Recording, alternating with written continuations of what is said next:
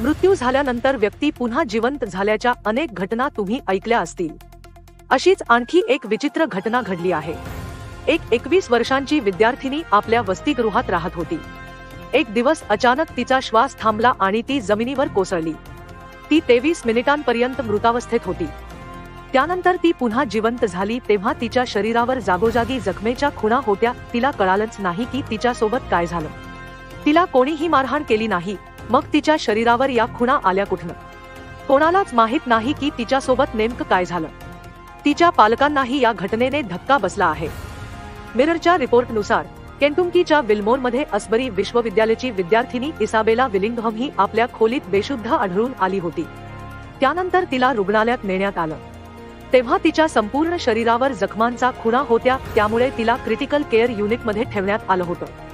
त्यानंतर डॉक्टर आणि विद्यार्थिनीच्या कुटुंबाला जी कहाणी कळाली त्याने सारेच हादरले। इसाबेलाचे पिता एंडी विलिंघम यांनी सांगितलं की रात्री जवळपास 11 वाजता जेव्हा रुग्णालयातून आम्हाला फोन आला तेव्हा त्यांनी सांगितलं की बेलाला इमर्जन्सीमध्ये भरती करण्यात आलं आहे। ती तिच्या खोलीत बेशुद्धावस्थेत आढळून आली होती। तिच्या रूममेटनेही आम्हाला माहिती दिली। आम्ही तात्काळ रुग्णालयात पोहोचलो। डॉक्टरांनी सांगितलं की इसाबेचा श्वास 23 मिनिट बंद होता। ती 23 मिनिटे मृतावस्थेत होती, पण तिच्या शरीरावर या जखमा झाल्या कशा याबाबत काहीही माहिती नाही।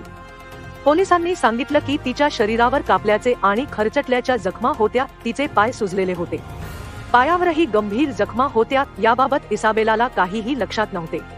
तिने सांगितले की जेव्हा मला रुग्णालयात शुद्ध आली तेव्हा मी बघितलं की माझ्या शरीरावर जखमा दिसल्या। अधिकाऱ्यांनी सांगितलं की कदाचित विद्यार्थिनी पलंगावरून पडली असावी ज्यामुळे तिला जखमा झाल्या, पण तिच्या आईवडिलांना यावर विश्वास नाही। त्यांच्यामते बेडवरून पडून तिला इतक्या जखमा होऊ शकत नाही। तिच्यासोबत नेमकं काहीतरी वाईट घडलं आहे।